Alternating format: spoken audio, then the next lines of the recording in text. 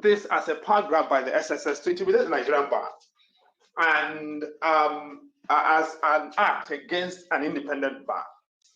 And in saying that, he did not, it's either he did not know, he did not care to know, or was not being fully candid about the fact that these rules were made by a Chief Justice of Nigeria.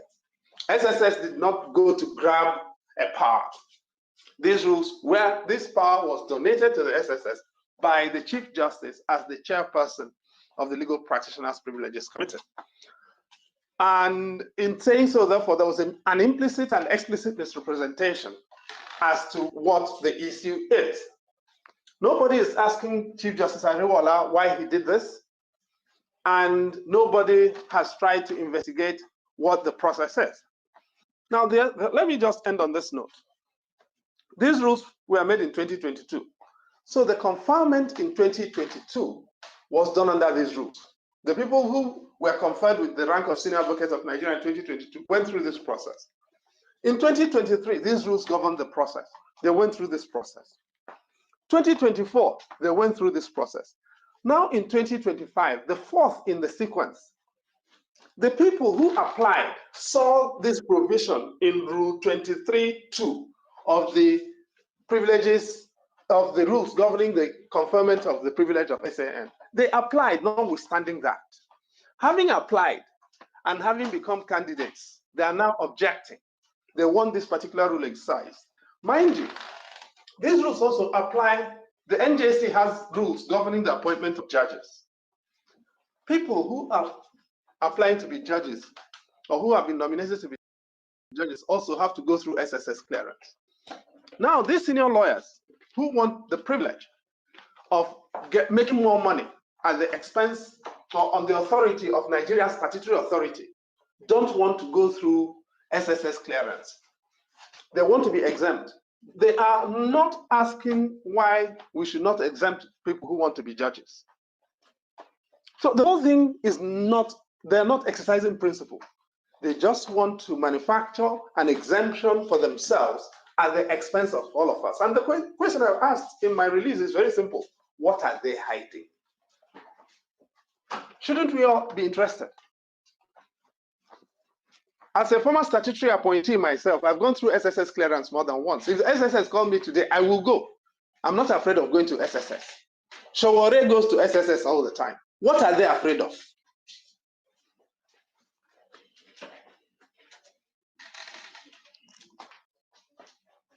Hello? Okay, thank you. I was trying not to interject, but I did not know if you have finished. But thank you very much for responding to that question.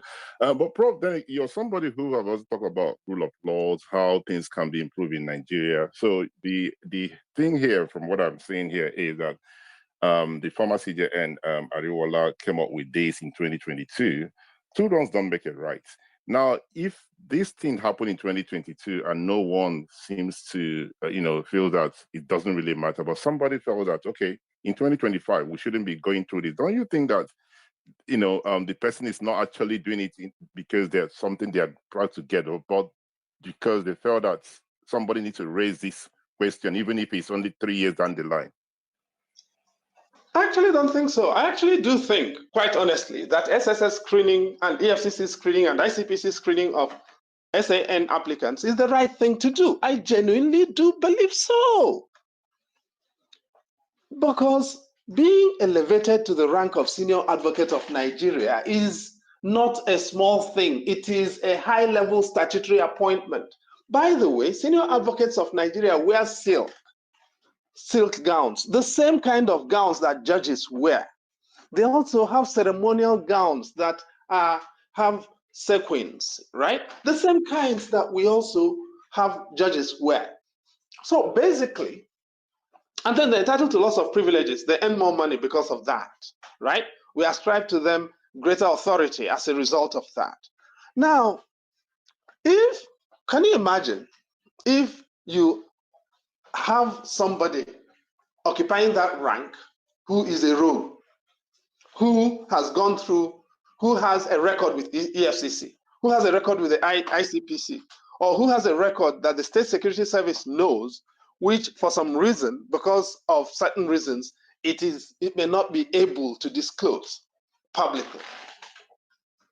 Don't you think that it makes sense that if you are putting somebody on that kind of pedestal, the person at least has to go through a particular level of rigorous check?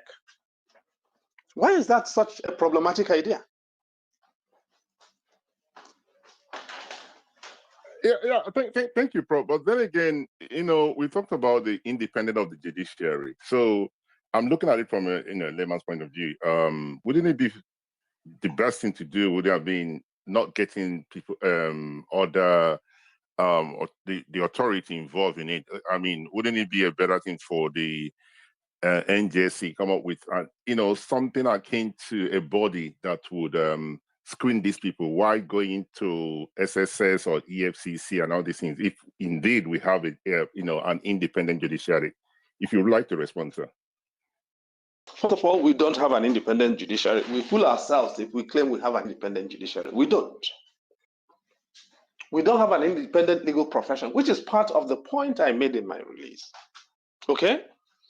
Now, if we had an independent legal profession, a statutory body comprising exclusively appointees of the Nigerian state will not be the body determining excellence in the legal profession.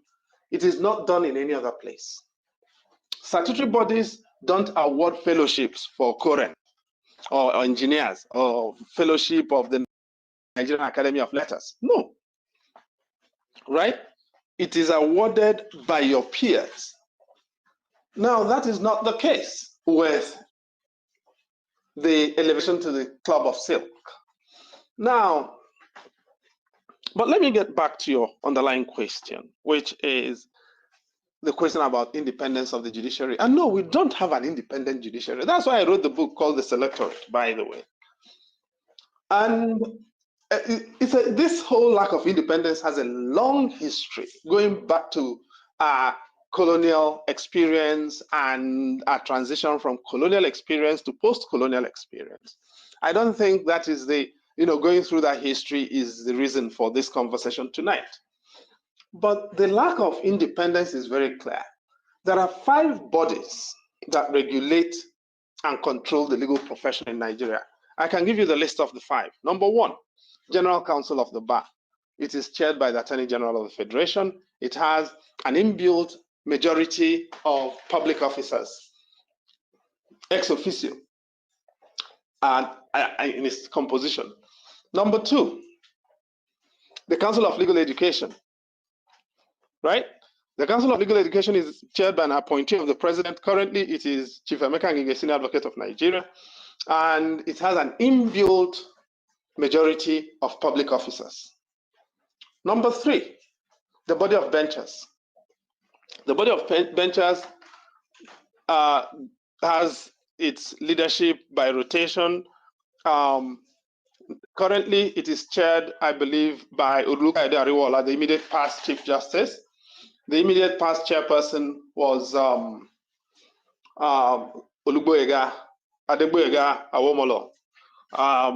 And so it is 1 lawyer this year and a judge next year, and in that alternating order. But the Body of Benchers has a majority, an inbuilt majority of members of the public officers.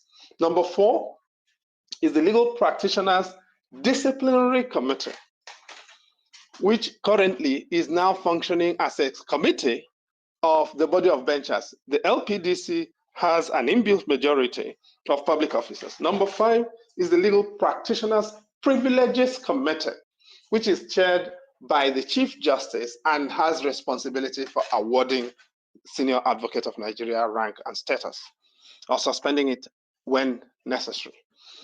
All these 5 organs are statutory bodies. None of them is independent. So the independence, this idea of independence of the legal profession does not exist. I'm not saying this because I'm against independent legal profession. On the contrary, I'm saying it because I want and I believe we need an independent legal profession. Saying that means something, that we've got to recognize that we don't have it. And acknowledging that we don't have it we can then start to fight and work in order to evolve it. If we are going to evolve an independent legal profession, it's going to begin from one thing: redesigning the architecture of governance of the legal profession and moving it from where it is now to being an architecture founded on the notion of independence.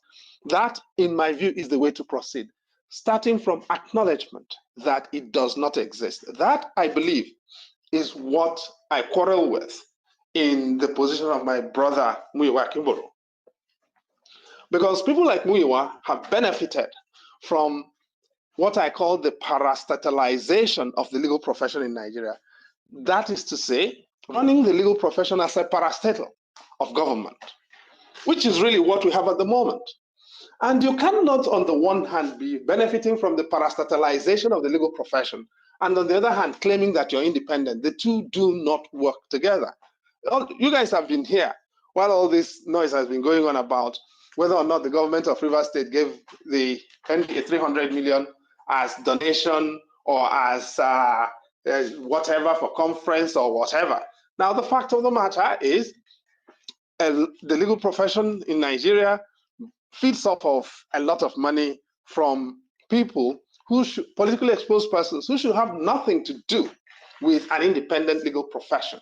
And we need to get to the stage where we can run our legal profession as a counterpoise to the kinds of things that we all like to complain about. A legal profession that has the capacity to tell government and the state, you are not doing this kind of thing right. You are going too far. Or also intervene in situations where the judiciary may be acting funny or where institutions of state are acting funny.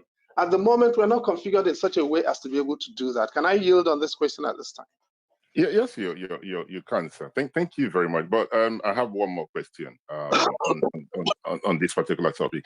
Now, others will look at it from a different angle. I mean, you spoke about SAN when you have benefited from the system that he's trying to fight against now. But then others will look at it from this angle that, okay, if somebody, we cannot, throw everything away that, because if somebody, let's say I'm going to be an SN and somebody has a problem with me, they can easily go to SSS and say, I don't want my site to be confounded SAN, and then somebody can come up with something. So don't you think he has a point? Because that's the area I'm coming from, just to see how we can balance it up, sir.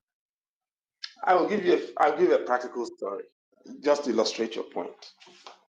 There is a family in Nigeria, very well known, associated with the law, right? They are in their fourth generation of lawyers. The first generation of this family to be lawyers became lawyers in the 1920s. Then you had another generation that became lawyers in the 1940s. And another generation that became lawyers in the transition after the Civil War. And so it happens. Now, from that second generation, they started producing senior advocates of Nigeria. And by their third generation, the first member of that family to be senior advocate of Nigeria was actually also a Queen's Counsel, right? Under Queen Elizabeth, before independence. Are you there? Are you listening? Yes, sir. Yes, sir. Thank you. Now, this man had 4 children. The first of his sons became senior advocate of Nigeria in the mid-1980s. So the family had produced a second senior advocate of Nigeria through his first son.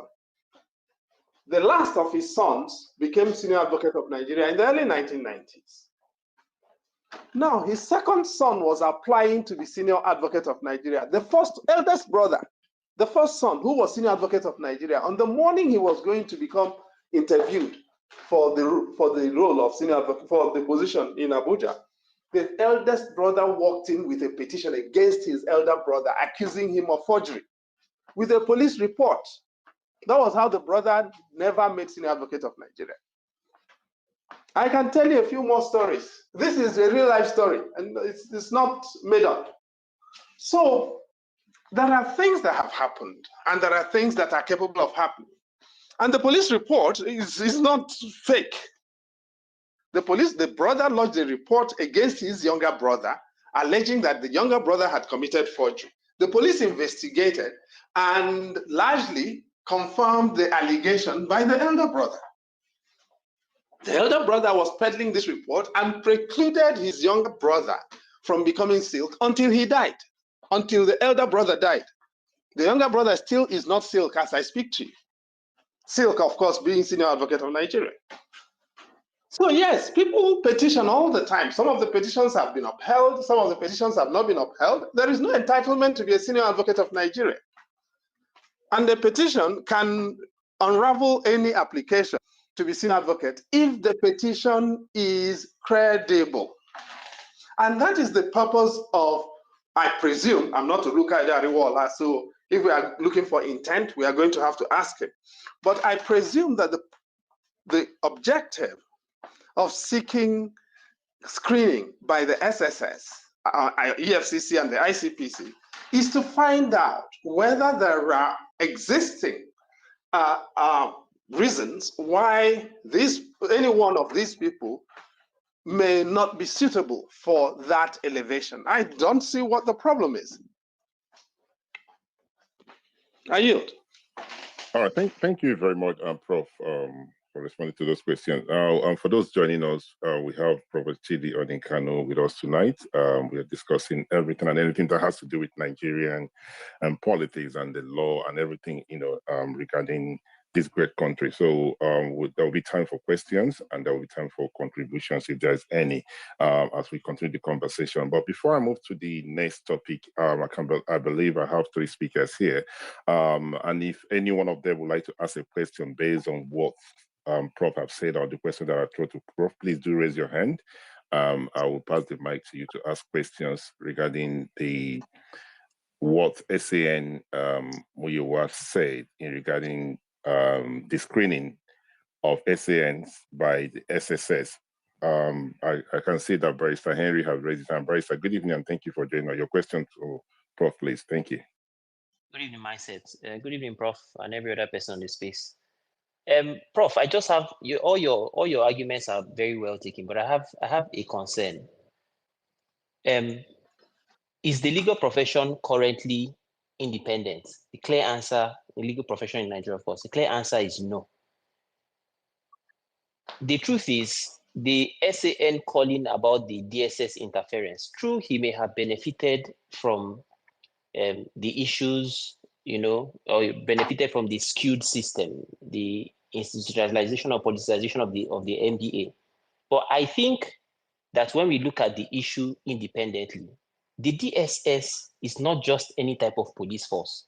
It is clearly a secret police force with a political mandate. There are clear incidents where lawyers have even been blacklisted by the DSS.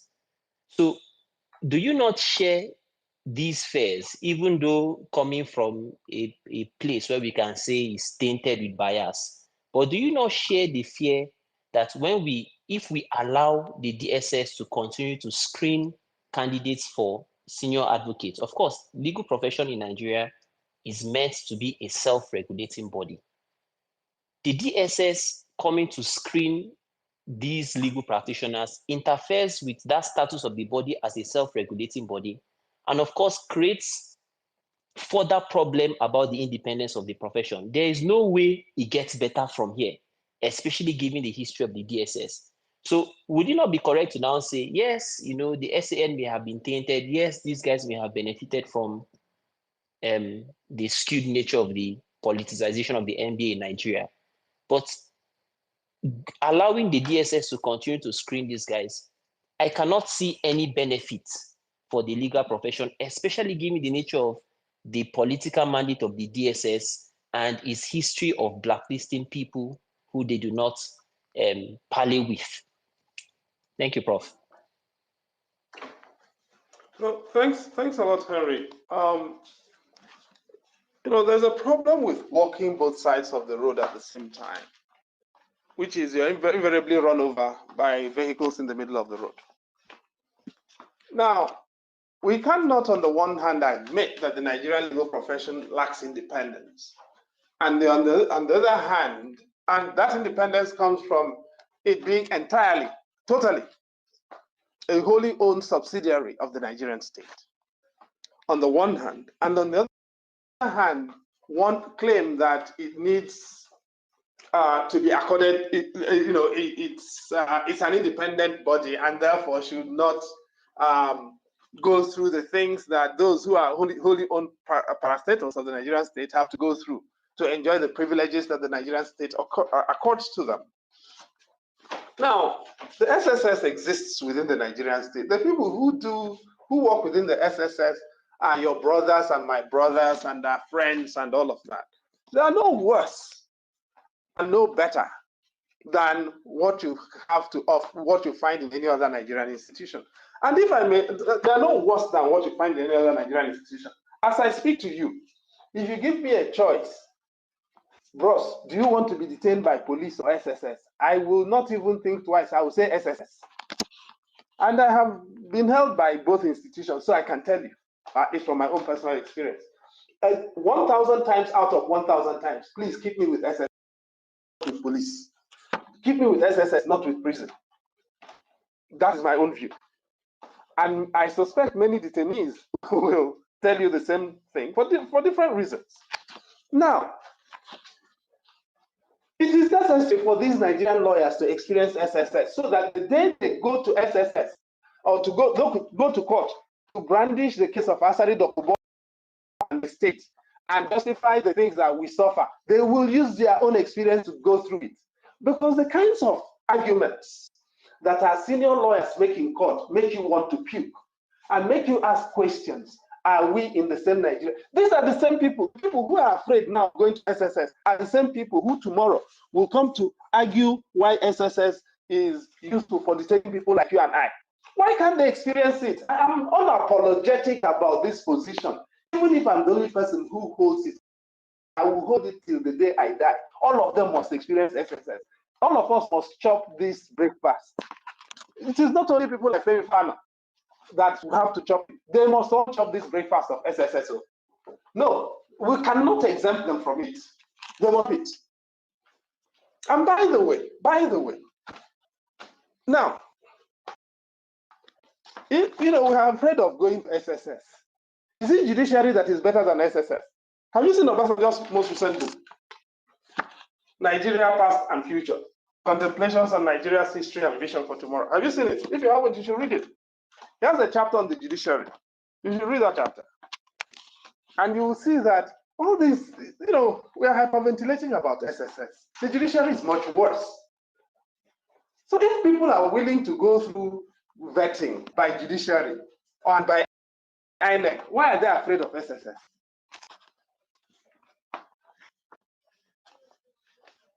Are you? All right. Thank you very much, Prof, and thank you, Barrister Henry, for your question. Dapel and Roy, do you guys have any question for Prof as I move to the next topic? Not from me now, thanks. Not from me now, thank you. Okay, thank you very much. If there's any other person who would like to ask a question, please do raise your hand. I will pass the mic to you or bring you up as a speaker. And if you do not want to come up as a speaker, you can put out your question on the comment section and I will read it out. And if you're struggling to come up as a speaker, please do indicate by putting it on the comment section. Then we'll try our best to make sure that you come up as a speaker to ask your question or be part of the conversation. So thank you very much. I'm going to move over from, okay, Roy, please go ahead. You raise your hand, sir. Yes, I did. The reason why I said I didn't have a question was because for a while I couldn't hear much. But I don't know if my question will be relevant, it's to do with the situation in River State and the sole administrator and the role of the Supreme Court and stuff. Will it be relevant to ask? Yeah, Prof is here, so it has to do with, do ask your question. Let's see if he's able to respond to it. Thank you very much. You see, I'm going to relate it to what happened in TCAD, where citizens picked up the baton, the mantle, say, where officials were not present, and it was ordinary citizens who had gone there that went to stand in the booth and receive visitors that were coming and passing through the booth. I think it was Ola Brown and Ayodeji. I hope I get their name correct. The Flying Doctor and one Ayodeji. Now, what are we going to do about this situation in Rivers State with the sole administrator? Elections have happened under a sole administrator. The Supreme Court has a case before it, and it's not even ready to make a determination. What are we doing? Are we in a democracy? Do we even have a country? What can citizens do to, save this country from where it's going? It might be Tinubu, APC, Wike today, but tomorrow it will be somewhere else. We're going down. We're really, really going down. Prof, please, what can we do to save this democracy? And what can we do to save this country? My brother, thanks for that question. And honestly, I'm glad you're posing it because it's a more important issue than whether or not people who have voluntarily agreed to play by a particular set of rules find some parts of those rules defying for their egos or not. Now, I don't know whether people fully are abreast with the facts relevant to, or the reason why you pose your question. And to understand that, of course, we have to circle back a little. In July last year, July 2024, the Supreme Court handed down, I think it was July 11th, if I'm not mistaken. My dates may be a little wonky, but I suspect it was around July 11th last year that the Supreme Court handed down the decision in the local government autonomy case. That case took exactly 45 days from filing to conclusion. 45 days. Filed in May, decided in July. Now, the case, the Rivers State, the challenge, and it was also, that case was original jurisdiction of the Supreme Court, right? The challenge to the Rivers State emergency filed by the PDP states, there were 11, I believe, that filed the case. I don't know how many they are now. Was filed, I believe, in April this year. And we are now in August. August is about to get exhausted. And very soon, I think next week, it will be 120 days since that case was filed. The Supreme Court has, all the states have responded. The papers are all in.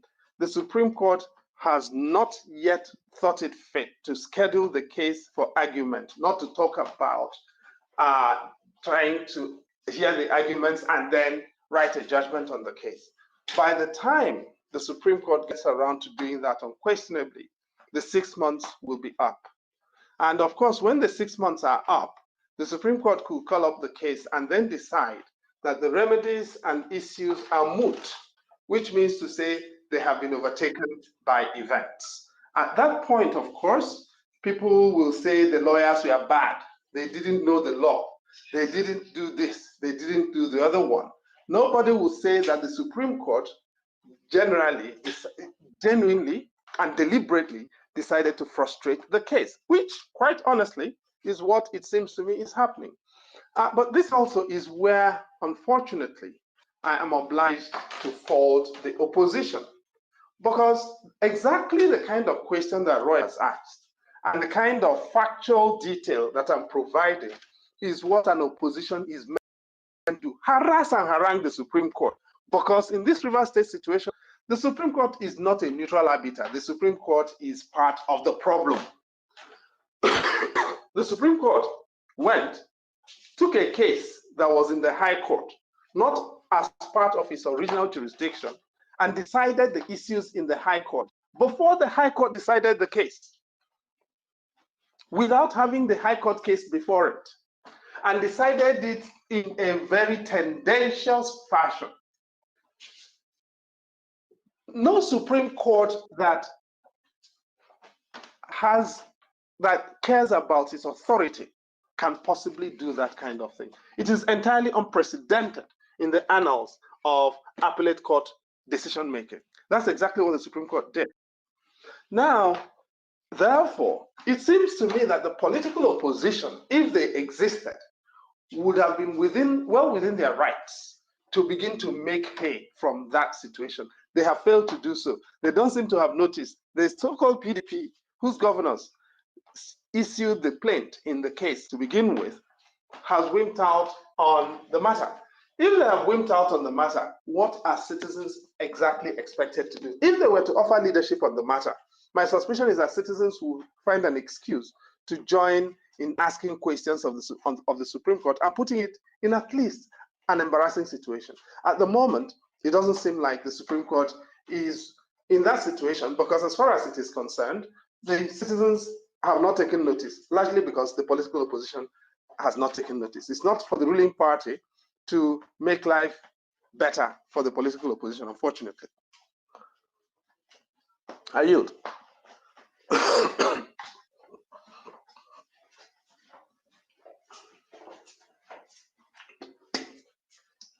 Hello? Can you guys hear me? Hello? Hello? I hear you. I hear you. Okay. So I said thank you for responding to the question. I did ask if there's any other person who has a question, Dapel, Roy, or Henry, if there's any question. If there's none, then I will read out some of the questions on the comment section from Mr. Joe. Joe said, Prof, is it not possible for the government to use this rule against any lawyer applicant that consider not friendly or in support of them and deny him or her SAN? I ask this knowing how fluid the independence of the judiciary has become. There's no right to be SAN. Nobody has a right to be SAN. That's why it's called a privilege, right? So, by the way, any lawyer can be denied that elevation. And that's exactly the point I've made. Many lawyers have been denied that elevation in the past because they were not considered to be on the right side of the government of the day. The best known case was Gani Fawemi. That's why I started with the story of Gani. Okay? In 1986, Gani was going to be made senior advocate. Okay? Mr. Sebota in Benin was the other person, was one of the others who was going to be made senior advocate. Gani was taken off the list because he was Gani, and the government didn't want him to be senior advocate of Nigeria. And so many other, Femi Falana got to become senior advocate late in the day because people didn't want him to be senior advocate. Also, yes, people have been yanked off the list. This idea that somebody has to be senior advocate because of whatever reason is just fanciful. They have done it several times in the past against people whom they did not like. And that in those times, it was security agencies who were used to delay and deny people like Gani. What is the let people? I said, let us all chop this breakfast. If people don't want people to chop breakfast again, when all of us have enjoyed this breakfast, when we want to build a proper country where everybody will be entitled to one vote and the same rights, we will then build it. You people are now trying to do what? Make people not experience breakfast. All of us must chop the breakfast though. All right, thank you very much, Prof. Those who are willing to chop the breakfast tonight, please do raise your hands and maybe the breakfast will be sent to your inbox. But thank you very much on a serious note. Prof, you spoke about the security agencies and everything. I'm just going to move away from what SAN you were said and your response to that. The last time we were on this spaces, we spoke about the security agencies and the insecurity in Nigeria. And I think we touched more on Anambra State, and then we had the commissioner from Anambra State who joined us. And I remember raising a question about the vigilante group called Udogachi, and the commissioner tried to defend what they have done, because I did raise a question about the unprofessional way of them handling cases and handling things. And a few days ago, we saw a young lady who is a youth corper, the way and manner they treated her, the demonization of that young lady by the Udogachi vigilante. What do you make of it? I don't think there's any way to shape mouth about what happened, to use a Nigerian expression, shaping mouth. I don't think there's any way to shape mouth about what happened to that young lady. It's disgraceful, it's criminal, it's dehumanizing. Nobody should be treated like that, whatever the reason is. Whatever the reason is. And obviously, there is no reason for anyone to be treated like that. And so, first of all, at least the Anambra State government has brought out 8 people whom it says we are responsible for that terrible incident, and has said they have cashiered them, they've sacked them from the vigilante, the Agunecheba Udogachi vigilante, and they're handing them over to the police for criminal sanctions, for prosecution. Or for investigation, I presume. Now, of course, under the Constitution, the Attorney General has ultimate control of criminal proceedings, and my presumption, therefore, is that the police will work under the authority of the Anambra State government to ensure proper accountability for what transpired. My hope also is that without prompting, the Anambra State government will actually issue a formal apology to the young woman with full compensation before it goes to court. They should, in my view, I mean, to be perfectly honest with you, there is no way to remedy the kind of thing that's happened to that woman, okay, that young woman. But at least if the government can offer her a full, apology, as well as some form of compensation, at least it will begin to show that they take the issue seriously in this particular case, but also that they take seriously the need to address that pathology. Now, addressing that pathology really is the issue. I've told you, I think, on these spaces, I personally am opposed at this particular time in our political evolution to state police because of these kinds of things. When states maintain militias and you are unable to standardize training and doctrine for them, these things are going to be par for the course. And my hope is that people from other states here tonight can at least testify to their own experiences of these state-sponsored militias, which is, in my view, what they are, increasingly sprouting all over the country. In Imo State, it is called something else, right? Ibobago, I think, is what it is called in Imo State. Benue State has its own under the Benue State Vigilante Law. Kano State has its own. It's called Hisba. Jigawa State has its own. So different states have got their own militias under different guises. Of course, in Southwest is Amoteku. Now, everyone will have stories of abuses by these state-sponsored militias. And that is because the state-sponsored militias don't operate under a scheme that is regulated by anybody. And there is no framework of training and doctrine that standardizes their operational modalities or subjects them to standardized mechanisms, modus operandi. So they simply do whatever they want and enjoy political cover. And of course, in political season, which is what a state like Anambra is entering now, the pressure for them to enjoy enhanced political cover is greater. And therefore, they think they can get away with murder quite literally. I mean, in the Nigeria police force, it's difficult enough to maintain training and doctrine standards. And largely because the system of training and doctrine in the police training schools, has essentially collapsed, because you had the police training college, and you would go from there through the staff college, and over time, as you progress up the ladder, you get exposure to better training, and as a result, greater professionalism and professionalization, right? But that does not exist with these militias. There's no command structure. Command and control is very malleable. Okay? Now, if we cannot address that and we're saying establish state police, every state governor will control their own police to their own standards, and woe betide you the day they remember you. You will go, if you're not wearing boxers, you're finished. All your bola will be in the marketplace. And if you're suffering from pubic lice, we will find out on that day the kind of lice that will be jumping out of your bola region.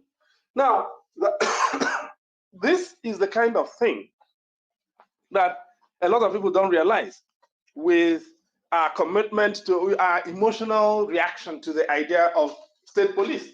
Now, take what has happened with prisons, okay? We've relocated prisons from exclusive legislative list to concurrent list.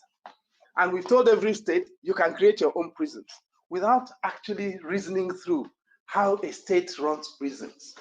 So you take a terrorist who will be a special category threat to public security in one country. The terrorist is Nigeria.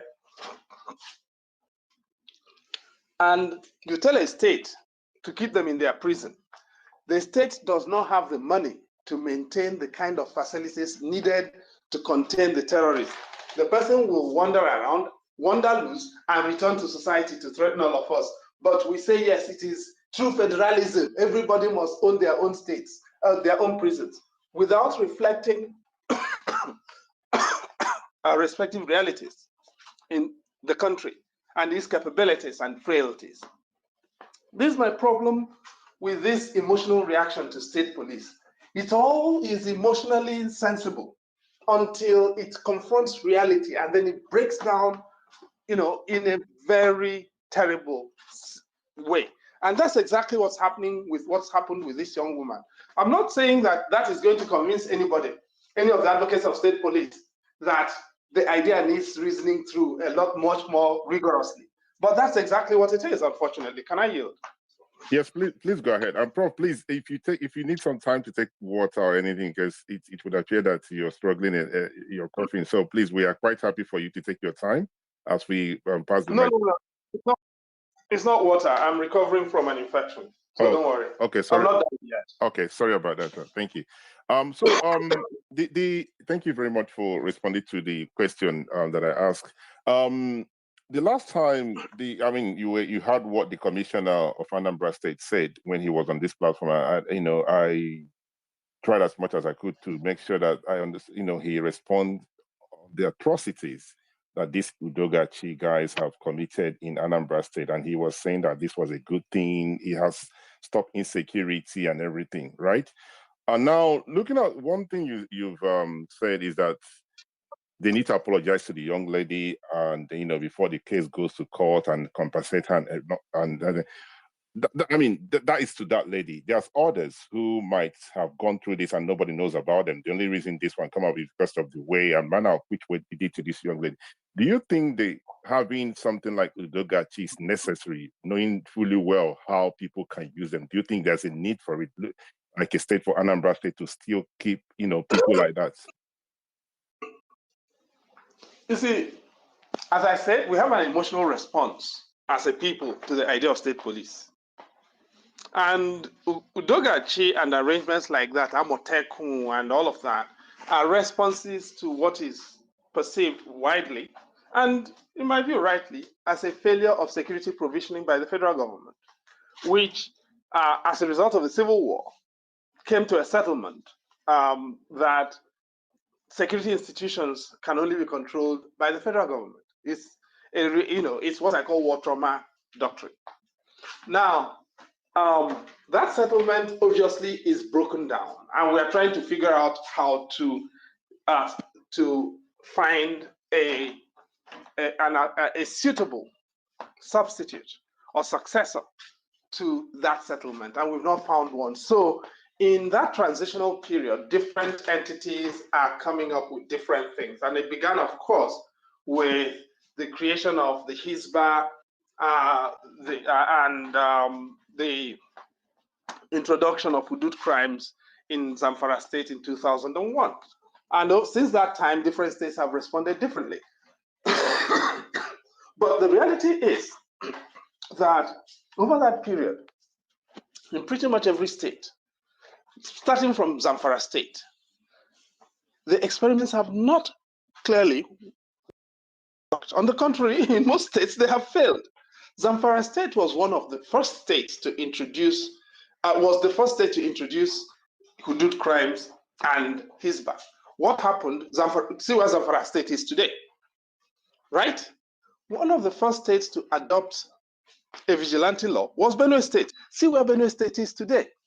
Another of the first states to adopt a vigilante law was Anambra State, if you remember, under Governor Mbadinuju. Yes?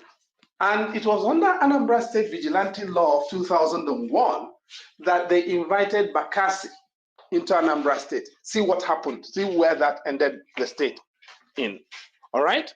So when you go through the record of our experiments in state militias, go through it logically and factually, they have not worked. They have not worked precisely because there has been no effort to standardize, no care for rigor in standardizing training, doctrine, and operational modalities, as well as provisioning. So they've run amok, become instruments for political oppression, and ultimately failed. And failed the people. And quite apart from all of that, they have increased rather than alleviated the security pathologies in each of the territories in which they were created. So why don't we spend some time and try and figure these things out and address them as design and governance issues, rather than emote our way through the situation? That seems to me to be the challenge, whether it's in Anambra or it's in any other state. From A to Z, from Anambra to Zamfara, we have exactly the same pathologies. It's not going to change. This prayer and fasting will not solve this problem. And nor can wishful thinking do it. Are you? Thank you very much, Prof. On that note, I'll pass the mic to Miss First. I believe she has a question for you. Miss First, you have the mic. Good evening. Good evening, Mindset. Thank you so much. Good evening, Prof.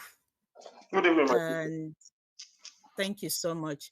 So the question, because I had to check your profile, and that led me to your website as well.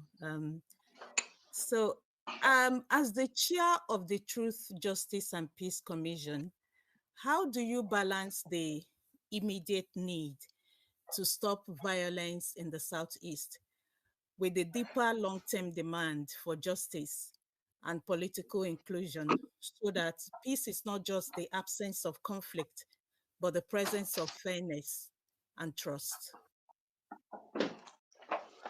I mean, for reasons I probably will not be able to go into now. By the way, thank you for that question.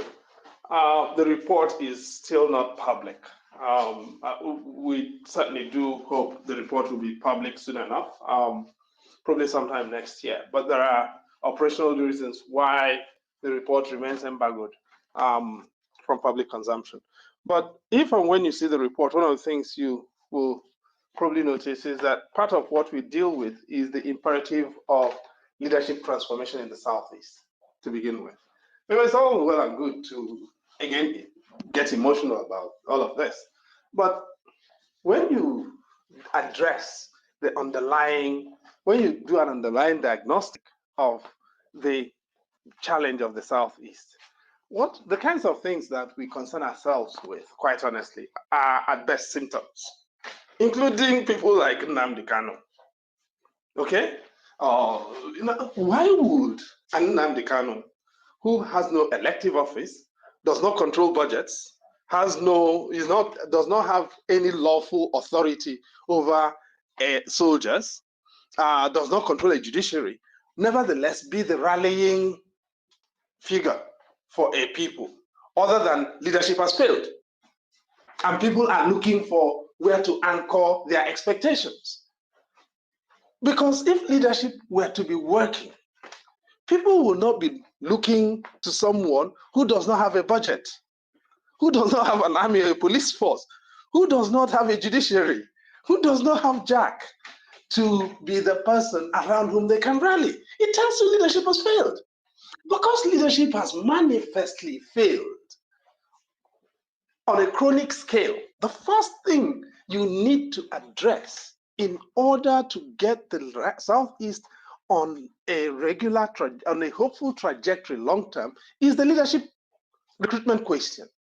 You cannot continue to run a place with 419ers, people who never had a trajectory, who never had a job in their lives, who came from nowhere, who don't have a track record, who have never held down any position, and they expect somehow to rocket your way into civilization. It's not going to happen. And the earlier we recognize that, the better.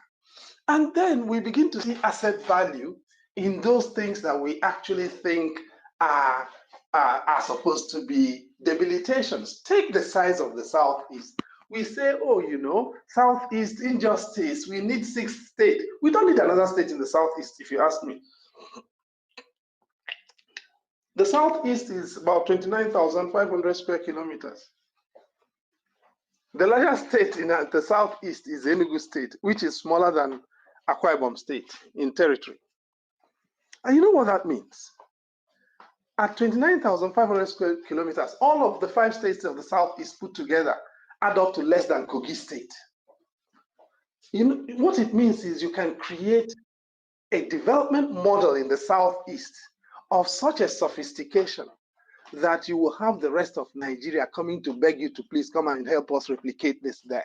But no, we want to create this, we want to model our own access, political access, on the same basis as Niger State, which is 76,800 square kilometers. This is not going to work. Because Niger State is 76,800 square kilometers and 25 local government areas. Imo State is 5,000 square kilometers and 27 local government areas. Much more local government areas than Niger State and less than 10% of the territory of Niger State. Do you understand that? So we've got to do a much more sophisticated take of the Nigerian situation and a more sophisticated take of our assets, development assets, and how we parlay them into the Nigerian system competition. At the moment, in my view, much of our response is very emotional and emotive. And as a result, we are missing opportunities. But long-term justice for the Southeast, in my view, begins with leadership recruitment, number 1. Leadership recruitment, number 2. Leadership recruitment, number 3. As long as we are sending bandits to be our leaders, long term, it's not going to work. I yield. Thank you very much, Prof. Thank you to Ms. First for the question as well. Do you have any other person who have a question? Those on the comment section or those on the speaker section, if you have a question regarding what we've discussed, please do raise your hand, and Prof would do his best to respond. Just to let the House know, we're not going to keep him more than 2 hours. We can tell that he's not as fit, as well as he should be. But he's just here to stay with us, so we got to be very mindful of time. Ms. First, you have the mic. You raise your hand. Yeah, thank you so much. Just a quick one to say, Prof, thank you so much for answering that question. And it just gladdens my heart to have this opportunity to engage with someone, like you, someone of your caliber about the Southeast, because what has happened is that I always say that, like, we in the Southeast, we don't have people speaking for us. We are like what people would like to call bastard children, for example. And you find out that people are just scrambling and looking for solutions where there are no solutions. But when I've heard like somebody like you speak, it gives me some hope. And I'm just hoping that we will end up having a situation where people that actually have the voices in the Southeast would be able to talk about our peculiar problems and find peculiar solutions to those problems that we have. Thank you so much for this evening. Thank you, MySite, for that opportunity. Thank you very much for joining us as well. Without you guys, there would be no platform. But thank you. Yes, I think the last time Prof was on the platform, he spoke about the insecurity in Southeast, and he did make a promise to us that after everything, he will come up with the reports of what was done, and he went a little bit deeper of what they did in Anambra State and everything. But hopefully when the report is out, we'll probably invite him back, or then if not, we can share the findings to everyone who cares to, be part of it. But let's continue with the conversation. Please, if there's any more question, please put it on the comment section, or those requesting for the mic, do let me know if there's anything you like to, any question you would like Prof to answer. Now, Prof, I'm still on this Udogachi thing. So now you spoke about this state police, and we know that the Anambra election is coming up in November. What transpired on Saturday was kind of, I wouldn't say, one was not expecting such things to happen. Now you see the Udogachi on one side, you see the police on the other side. What do you think that this Udogachi, do you think is something that needs to be reformed, or you think they need more training? Because there are people who would argue that these guys have done a great job.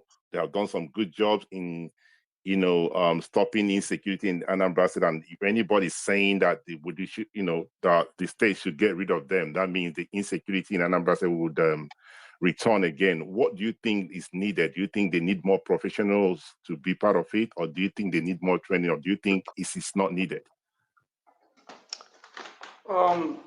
I want to be careful here, because there are aspects of this I am constrained from being able to discuss very publicly. And there are no easy answers here. It's quite evident that the current security settlement in the country isn't working. And many governors don't get along with their police commissioners, or find themselves having to request for replacement of their police commissioners very often. And so if you look at many states, Anambra State being one of them, the high turnover of police commissioners is also part of the problem. And it's a reflection of the underlying challenge, which is police is a federal entity. For the most part, governors don't have effective control of the police commissioners. And yet, the police cannot function without state governors providing them with a lot of money. And quite often, many governors feel that their state commissioners of police are using them to make money. And you do have a categorization of police beats, posts, or commands with reference to how lucrative they are. And so you have a top category of police commands, Lagos, Rivers, Akwa Ibom, Delta, Anambra is there, of course, where if you're sent there, it's partly also because you're sent to make money. Okay, make money for yourself and also return some money to your principal, in all likelihood. Now, as a result of that, the police even the police is not performing at the level that it could or should. That's the first thing. As a result, people are therefore asking for better. Now, in a situation like the Southeast, in that Anambra-Imo State intersection between Anambra South and Imo West, that is Ihiala, Newi, Ukbo, Olu, Osun, Idato axis, right, into Uga in Anambra State. You've had this situation where operational deployment has been impossible because many of the people who are not from the region are afraid to go in and comb blade of grass to blade of grass. Instead, therefore, they've had to rely on the knowledge of local scouts and local recruits and villagers. Not much different from civilian JTF in the Northeast. So this idea that you need locals who know the place, who have ownership, and who therefore can make a greater commitment to field operations, the kind of operations required to root out these pathologies, the idea is very real. And it is not just in the Southeast alone. It is now pretty much nationwide. And it is that idea that is at the root of this problem. Okay? We've got to figure out a way to get a police force or a security service that can work in variegated situations. And my view is that The answer is not in state police. It is in decentralizing this command structure and service provisioning of the Nigerian police force at the level that we are. You cannot have a situation in which the state governor, who is spending the greater part of the resources on the police at their level, cannot have a say in what the state police command does. And at election time, the president will withdraw the police commissioner and send a new police commissioner so that they can rig the election on his behalf. That's not, so we've got to address the security settlement. If we do not address that, and we think that the answer is state police, every governor get your own militia, arm them. And by the way, that's the other thing, because when you say get state police, you also will be arming them, even if it is what den gun you give to them. Okay, you'll be arming them. That creates a terrible situation with our existing firearms exposure, small arms and light weapons exposures. If you followed the crisis in the Southeast, you would have noticed that the first thing that the traducers did when they got in was to disarm the local vigilantes. Many of the local vigilantes had been armed on the blind side or with the active complicity of state law enforcement. And when these people came in, they attacked local vigilantes and took their guns in every situation. So the guns that were used to rampage through the communities of the Southeast were guns that had been acquired through the authority of the state, directly or indirectly. When you get state police, you'll be arming them legitimately. And then those boys will use those guns to do in very interesting things. I just hope that we all remember this, because there are two tragedies in life. One is never getting anything you wish for. The other is getting everything you want. And when we get state police, we are going to live to start regretting it one after the other, when the guns that we give to them are used to terrorize and rape our sisters and brothers and rob us. And at that point, it will be too late to look back. And my hope is that somebody somewhere will listen to this conversation tonight and do a double take and say, no, actually, we need to slow walk this process and think it through carefully before we make mistakes that we cannot call back. I yield. All right. Thank you very much, Prof. Do we have anybody that has a question? Any question in regards to the state police? Any question? Okay, so Prof, thank you once again, sir.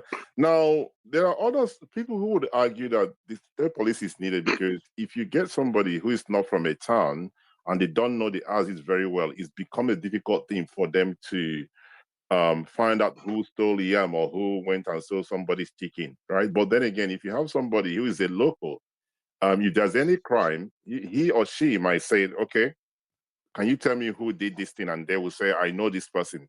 I don't know if you have looked at it from that angle, if you want to respond to that, sir. I absolutely have looked at it from that angle. And the response is, the way by the way, I agree with what you just said completely. So both of us are aligned on that. The response, but that is not a state police issue. That is a service provisioning issue.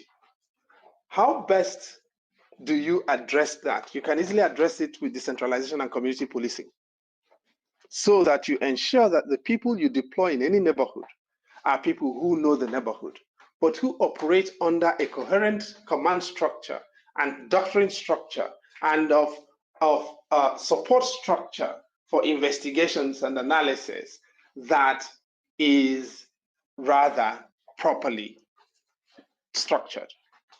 It's also possible to have a situation in which the police force can be federal with a sunset subject to regular review, but ancillary dimensions to policing can be concurrent. What do I mean? Now, the police as an institution bearing arms, because firearms will remain federal, even if police is state. You begin to see where the problems could arise. Now, if you make police federal, state, and keep firearms federal, how do you address the issue since police will be bearing arms? Do you see the complication there? Now, but forensics could become concurrent. At the moment, what you have is a situation in which police is federal, investigation is federal, evidence is federal. We don't have to make investigation federal, nor do we have to make evidence federal. You can actually have a situation in which those things can be state in a criminal justice context. Forensics can be concurrent. Investigation, dimensions of investigation can be concurrent, but the ultimate cohesion can be federal, subject to regular periodic review up to until such a time when the political situation allows us and the infrastructural and training and doctrine evolutions allow us to fully render policing concurrent. That is my problem here. And you see, I have worked on policing since the day I qualified as a lawyer, and that's a heck of a bit of time since the late 1980s. Okay, now, and so it is something that I've spent quite a bit of time on. Yes, I've never been a police officer, but I've been in and out of police cells, and I've been in and out of mortuaries, picking up dead bodies killed by police. And I have worked on militias across the Federation, from Yambanga in the Northwest to now the ones we have in the Southeast, Agune Chemba, Nandio Tufa. And so I have a little bit of comparative authority and intertemporal authority on this, and I'm prepared to debate anybody, including every Inspector General of Police I have known since MD Yusuf. So I simply don't have the luxury of an emotional response to this, because I have seen too many dead bodies who did not have to die. And no, that was not with the beginning of the crisis in the Southeast, not at all. I've seen dead bodies and picked up dead bodies from mortuaries in every geopolitical zone of Nigeria. And I've worked on these cases in every geopolitical zone of Nigeria. I yield. Okay, thank you very much, Prof. Roy, please go ahead with your question, sir. Roy. Roy. Okay. What God cannot do does not exist. Roy is raising his hand, but I think he probably... Roy, please, if you can hear me, can you please ask your question? Okay, Roy is no responding. Let's continue with the conversation. If there's any other person that have a question. I'm here. Okay, please go ahead, your question, sir. Yeah, I actually just wanted to contribute and add to what Prof said about rural policing, state.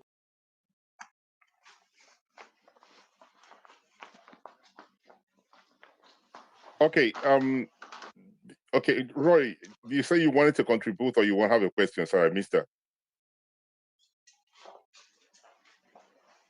I think we've lost Roy. It would appear that he's having some network issues. But let me quickly read out the question from Mr. Nasiru. Nasiru, good morning, good evening. I say good morning. I do apologize. He said, I have a question. I said, with the level of literacy to vigilante, do you think they will not be manipulated politically worse than police high complainants from the masses of assault and corruption? Prof, that question is for you, sir.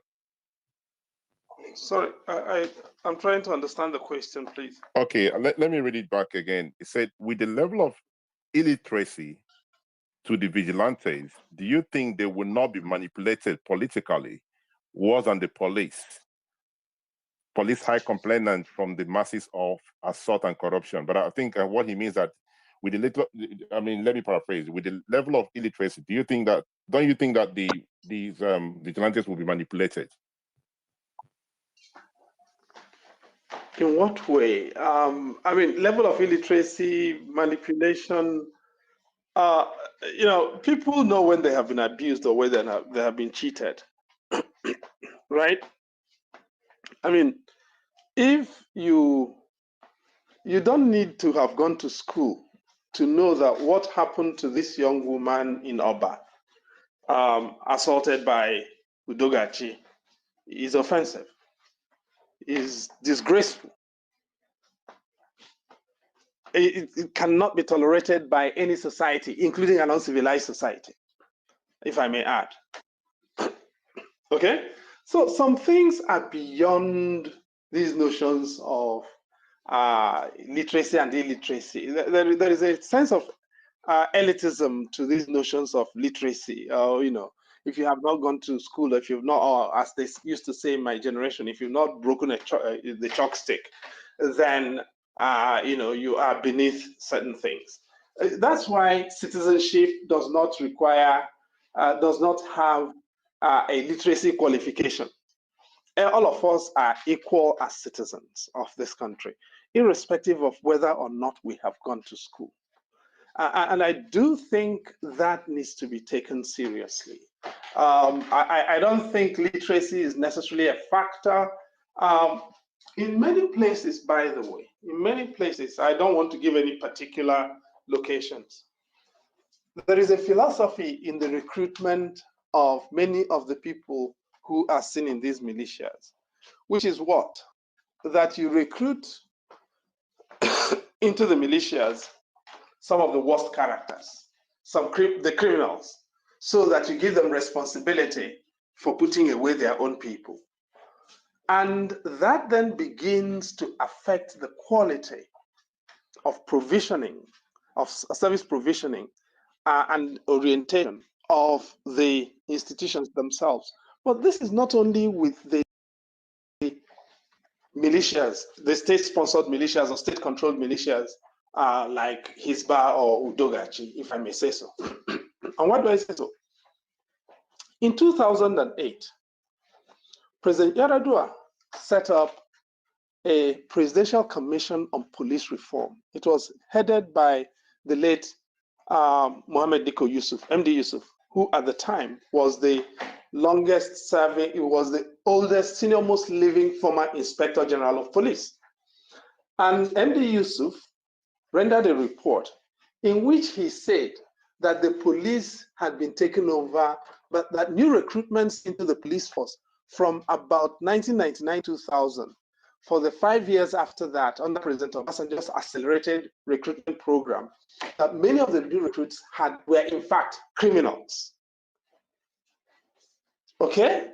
And those criminals, if you take the career life trajectory of your average police officer, many of those criminals are now the people in senior command positions in the police.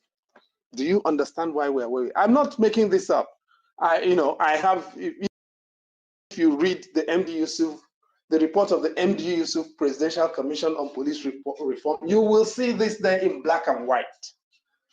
So this philosophy that you recruit criminals so that you can make them responsible for your protection has become part of our problem in the country. I yield. All right, thank you very much, Prof. We probably have about 30 minutes to round up the conversation tonight. But let me quickly read out some of the questions that some individuals are putting on the comment section. All right, so please, when are you going to discuss about health segment? Okay, we'll probably talk about it some other time. We're mostly focused more on politics, but thank you very much for that. So Mr. Walters said, Professor, have you considered regional policing system? I am of the opinion that such policing system would be more effective for a state like Nigeria, where the federal policing recruitment is more selected based. It's more selected based on ethnicity other than principle. I am of that opinion. Okay, that's a question or a contribution. But Prof, let me quickly touching it's another topic which I think a lot of people are looking forward for you to see your response. The Anambra State election is coming up in November 2025. In November 2025, and it would appear that we have others who are really ready to challenge the governor of Anambra State, Chukwuma Soludo from ABGA. Then we have the guy from APC, who a lot of people think has what it takes to challenge him. But a few days ago, you put out the results, his WAEC results. I mean, that was quite an interesting one. Do you think that would play a part for him not to be elected as a governor? Do you think people will care about his results? I mean, we had a president who didn't have a result, who had the manufactured WAEC results. So I wanted to understand why putting out the result out there, do you think it will make any difference from who do people want to vote for? The thing that decides elections in Nigeria is the quantity or quality of degrees anyone has or doesn't have. Because if that were to be the case, Oshibajo would have been president, not Muhammadu Buhari. And Asue Godalo would have been governor of Edo State, not the current incumbent. The kinds of principalities and witches and wizards that manufacture election results in Nigeria do not usually seem to have regard for such niceties, it seems to me. So I'm not quite sure that that's necessarily going to be a huge factor.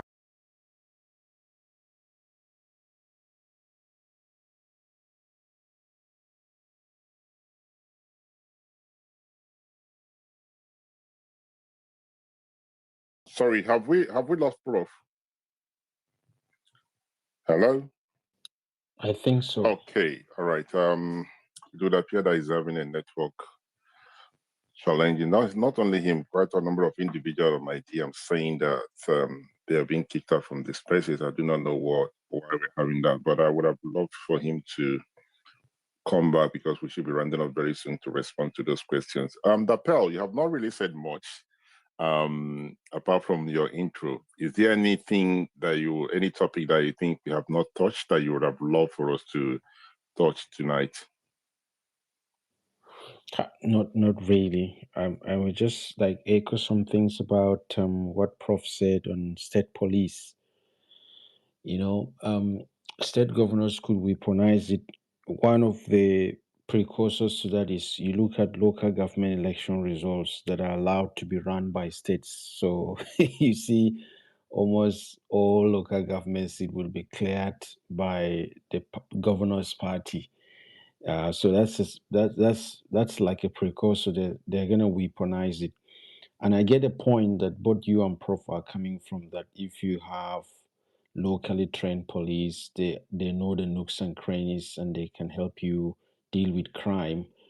And I like his own response, that he said, well, that makes sense, but the structure that would handle that should be centrally controlled and not within the state. And there are a lot of disadvantages if you arm people locally. Somebody can be a police in a town and he can use his position to intimidate with somebody that fight over a land or a wife or anything. There's a way that people can take advantage of it. So in SSS, in DSS, they have this principle, but most of the time they don't follow it because DSS is being politically influenced, that you don't post an officer to spend more than 3 or 4 years in one location. You just move the person, so they don't establish familiarity with the political leadership in that state, because it's gonna interfere with the way they discharge their duties. So the issue of the state police it's quite it's a really a challenging one. We've not advanced like US, where each state ran its own police, and you cannot weaponize. No politician has control over any police because the institutions are very, very strong. If we are able to reach that level as a nation, then we can start using state police. But even though, so the current system that police is run from Abuja is the same thing as saying, okay, rather than let the governors weaponize police, let the president weaponize the police. It's still the same. The police is still being weaponized. So we're not still out of it. It's just to weigh which one is more damaging to society than the other. But it's quite a big problem. I saw a video of a retired policewoman. She has served in the police force for 35 years, and she had had serious brushes with death in the course of discharging her duty.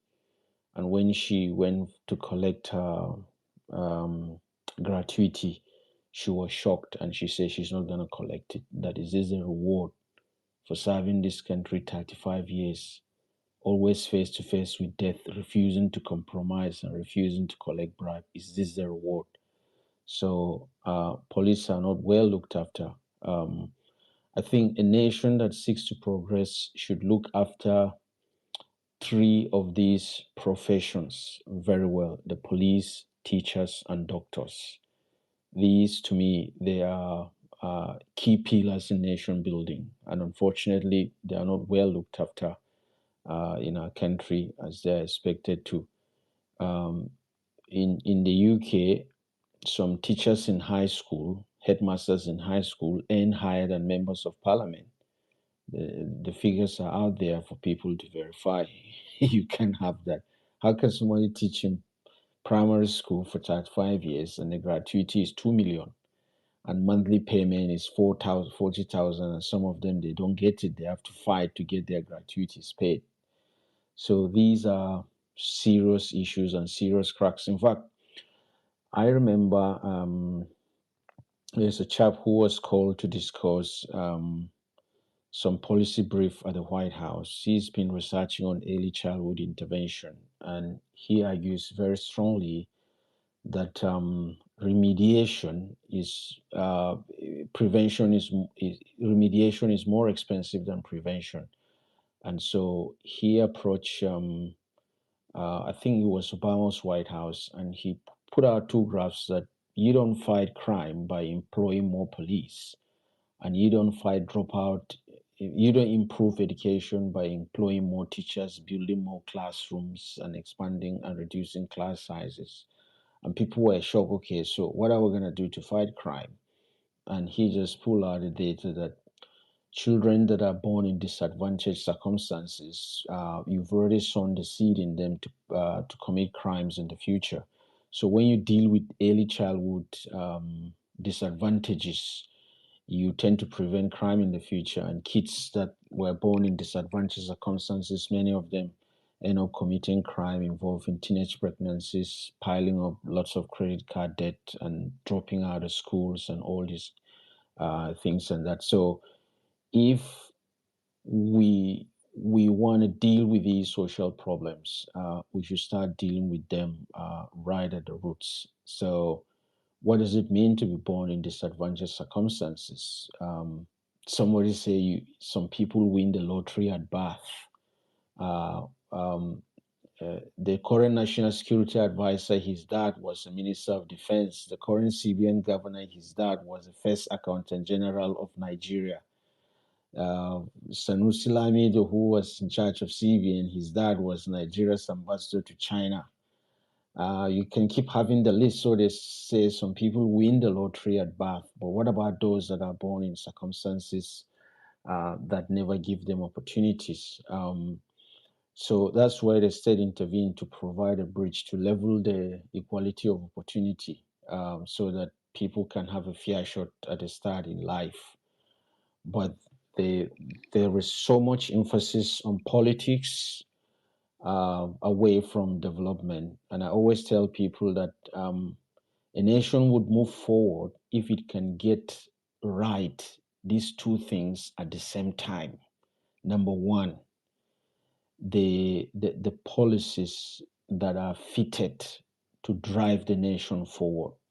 And you have to have a think tank at the presidency and at various level to craft these things. And number two, that these policies are completely insulated from politics. Nigeria has never had a shortage of the first one. We have always have best brains, they are all around the world. But the biggest problem is the second one. And that's what has been driving us backwards. That's what has been driving us backwards. And I always argue that we need to secure the independence of the judiciary, the INEC, and the central bank. They are very key institutions if we want to revive the country. If you look at it, the biggest problem is food inflation. I put out a tweet there when I looked at household survey data. Over 70% of Nigerians spend more than half of their expenditure on food. Half of their expenditure is on food. Over 70% of Nigerians. So these are like, you can practically deal with these problems within the country by increasing food production and growing the income of the bottom 75th. But it seems there's so much attention on grabbing power rather than using the power for what it is meant for. As a country, not all of us can rule a country at the same time. Sorry, we have to be organized. Yeah. Sorry, Dapela, I do apologize for interjecting. I because we're rounding up very quick, very soon. I have some questions I wanted to read out for Prof before he leaves the platform again. I hope that's okay with you. But thank you very much for your wonderful submission. I do apologize for interjecting. Prof, thank you for rejoining us again. I do have some questions on the comment section that some individuals would like you to respond to. I cannot pronounce his name properly, but he says, please ask Prof what the Canadian court judgment that prescribed APC and PDP, a terrorist organization, mean to Nigerians, or what it could result in. I hope I'm still audible. Okay. Yeah, I can hear you, sir. Yeah, sorry about that. I think something happened, and a few of us were pronounced to be terrorists, so we were thrown off. But seriously, though, now I've heard a lot of things. By the way, the former Attorney General of Imo State, Livio Zuku, senior advocate, who Hospital B's lead lawyer, has written a very interesting response to that, to the Canadian decision. Now, and I think people should try and find that and take a look at it. I've seen what the Federal Ministry of Foreign Affairs put out.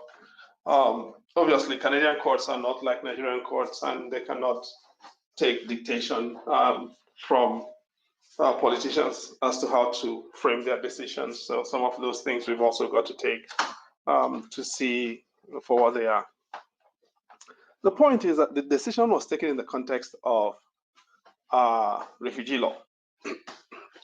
In another capacity, I chair the board of the International Refugee Rights Initiative, which is an international NGO that works on precisely refugee law issues. Now, the 1951 Refugee Convention, which is really the underlying instrument from which most, certainly Canada's immigration law, refugee law has taken its bearings, has a provision in Article 1F that deals with exclusion from access to refugee status. And the circumstances in which people can be excluded from refugee status include some of the things, precisely the issues that were dealt with in the judgment under discussion.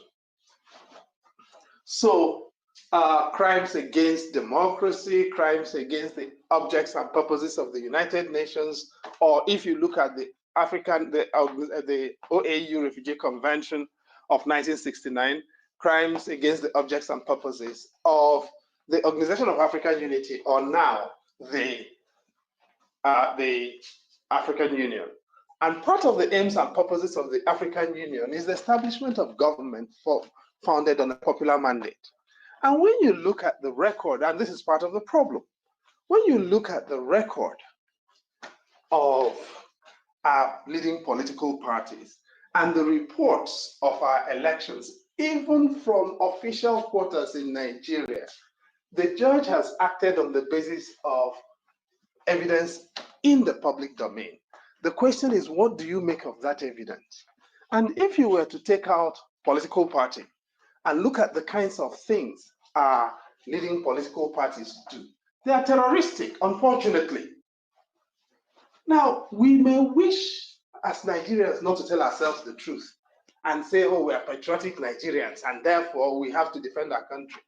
I'm not that kind of patriotic Nigerian, and I like to think I'm as patriotic as anybody can be in my own version of patriotism. The fact of the matter is that when you arm people to go and shoot their way through elections, and you go and beat up people, and you stab young women in elections, like that young woman who bled her way through being stabbed in Lagos, and you then manufacture narratives of hate during elections, and you provide drugs to people so that they can cause mayhem at elections, and you rob people, you steal ballot boxes, you stuff them, and you manufacture invented results, you are sabotaging the aims and objects of both the United Nations and the African Union. It's really that simple. So the judgment the judge made as a matter of law is unexceptionable as a matter of law, and the evidence that the judge had to consider. If you are a Nigerian government official, a member of PDP or APC, or have been, you can begin to quibble about it. That is your problem. The question then is, there is a practical dimension to this. If you are filling, say, a US visa application form, you get to a point where you are asked, have you ever belonged to a terrorist organization? Now, former members of PDP or APC or present members of PDP or APC may have to get legal advice as to how to answer that question. I cannot offer them any legal advice in the light of this judgment. But it seems to me that in the light of this judgment, they may have challenges answering to that question. And how they answer it is not my issue. But as a matter of international law or relevant and applicable law, it's difficult to see where this judge went wrong. I yield.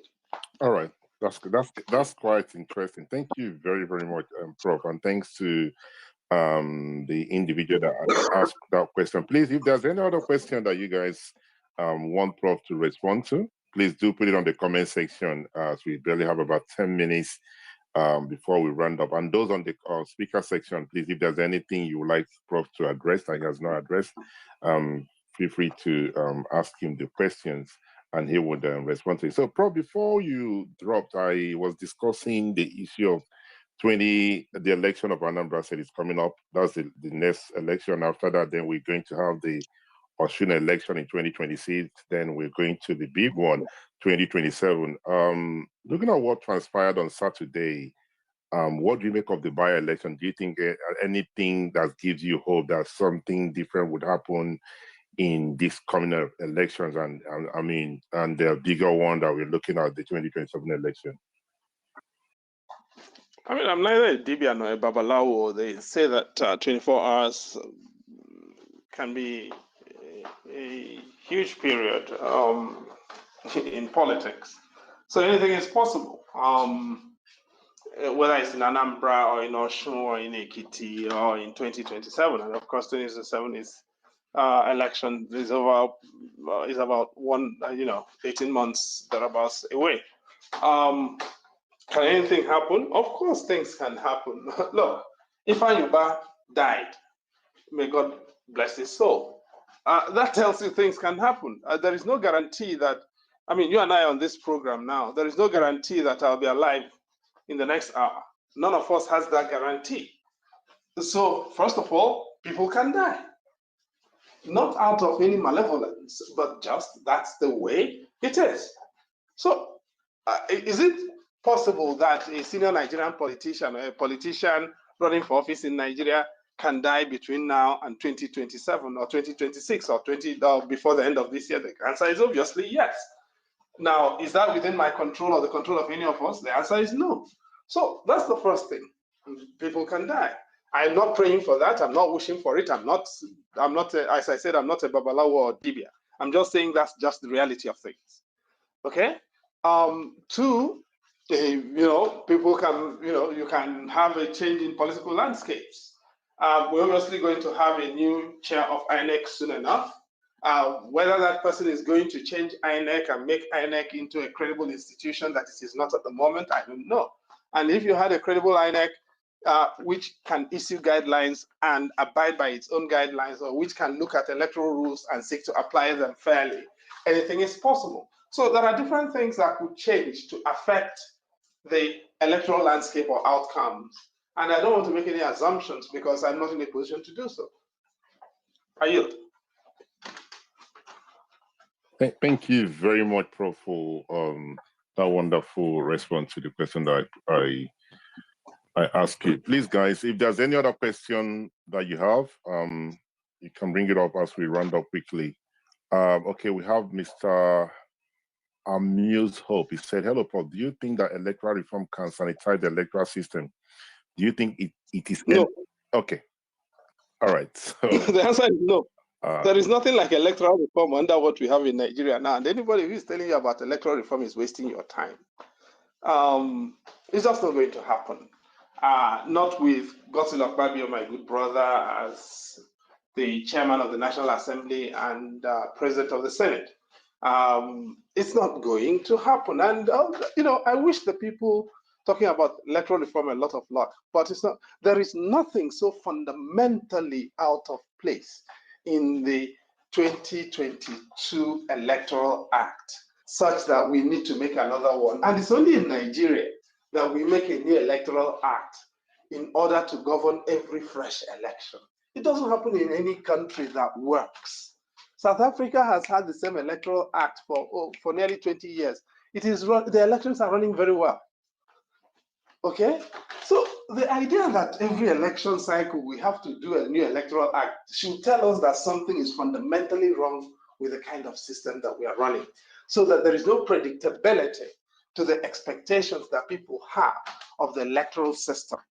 And we've got to keep coming up with and as we come up with those new things, what happens? The politicians pay the judges to shoot them down, right?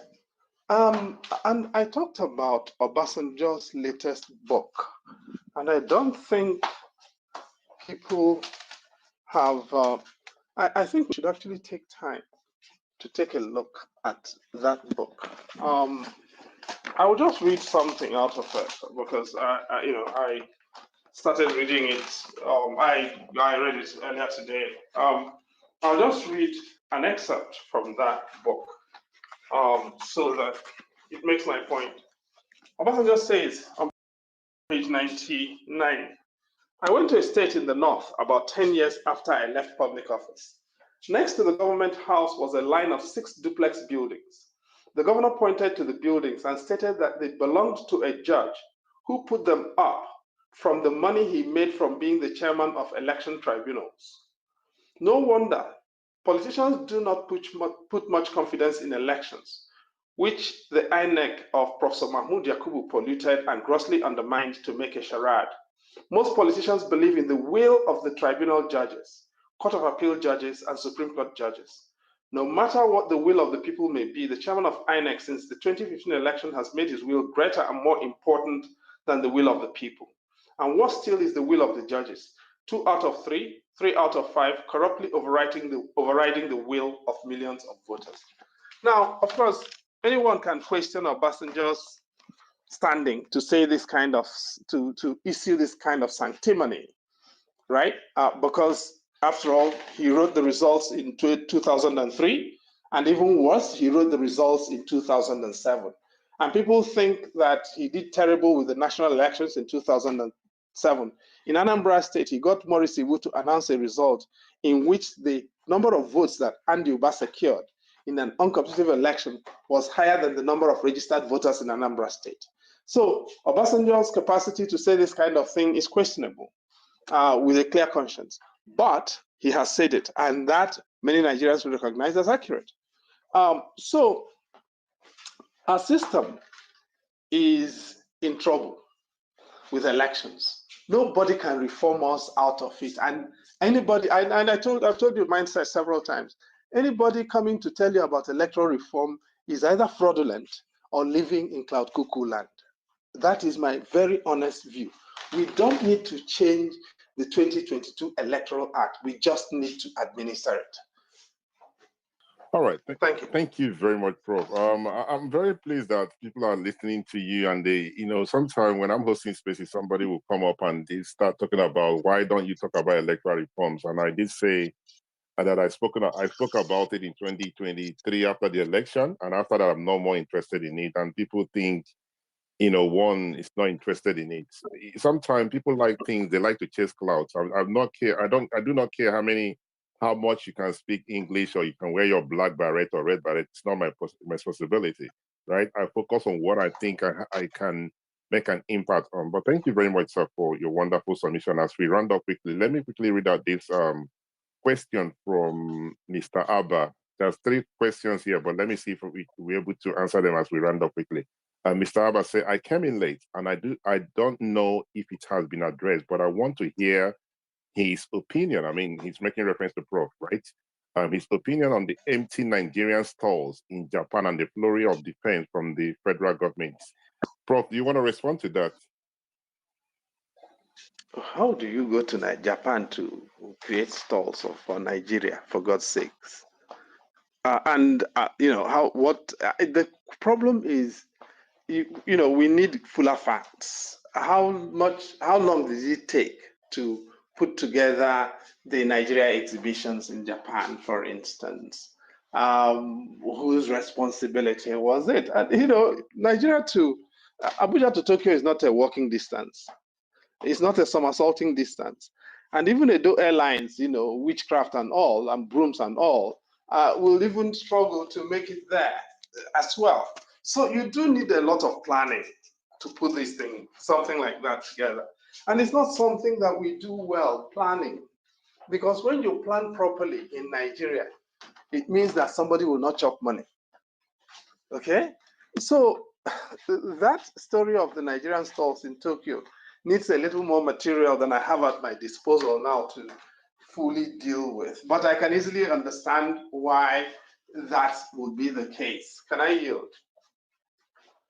Yes, you can, sir. Please, one more question, sir. Let me see if I have enough time to. Okay, Divine said, can the court judgment in Canada be used to a Nigerian? Can the court judgment in Canada be used to a Nigerian applying for a visa to United States? I can paraphrase, but I think you understand what he was trying to say, sir. I mean, I'm not a visa administrator, an American visa administrator. So, I'm not an ICE agent, so I can't possibly make that decision. They are entitled to use whatever materials they have at their disposal. But that requires, there are, of course, all manner of pieces of information that the applicant will need to provide in order to make that judgment applicable. No, I do not know yet whether they are going to include that or not. But I don't think that there is a requirement for people to disclose their membership of political parties. Political parties, of course, are supposedly lawful organizations, unless, of course, you belong to PDP or APC, at which point the Canadian judgment may kick in. And what the Americans make of it will be up to the Americans. I'm not an American, and I'm not planning to be one. Thank you very much, Prof, for joining us tonight. It's been a pleasure having you. And to those who ask questions and all the contributions, you guys have been amazing. Prof, before we round up, your final thoughts before we round up, sir. No, thank you very much, Mindset, for what you do, and also for all the people who have kept faith with this. It's not easy. I see Mazezoke, for instance. It takes someone who is very committed. On Kirin Istoran, for instance, it takes a lot of commitment to be able to keep at this, up to midnight. It's not as if people are not busy. There are all manner of things, existential things that people are involved with. So my first thing is really gratitude that there are citizens of Nigeria in different parts of the world, in different walks of life, who care enough about the country to stay awake, and that gives me hope. That makes me, that gives me real hope, not renewed hope. It makes me feel, you know what, this thing is not going to go down without a fight. And that's really all you need. You don't need a guarantee that you will win. You need a guarantee that there are people who are willing to put up a fight. And put up a fight on the basis, not on the basis of, this is where we come from, but on the basis of this is where we could get to, and these things are stopping us from getting there. And my hope is that we'll keep hope alive. And in keeping hope alive, continue to strive to build critical mass, a critical mass of constructive minds willing to keep battling until we are able to start turning this thing around. It's not going to be easy. No success is promised. But if we don't attempt, failure is guaranteed. And that's really the only thing I can say. And thank you, guys. And let the conversations continue.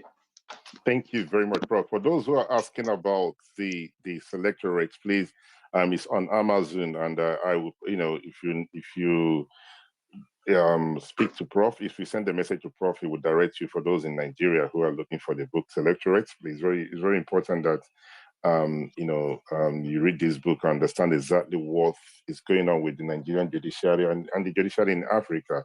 I want to apologize to the House. Unfortunately, I forgot to record this important conversation, but I want to believe that Mr. Ezoke is streaming it on YouTube. So I want to believe that. I'm not saying he has, but I want to believe that I will probably get a copy of these spaces tonight. I really apologize. I forgot to do so, but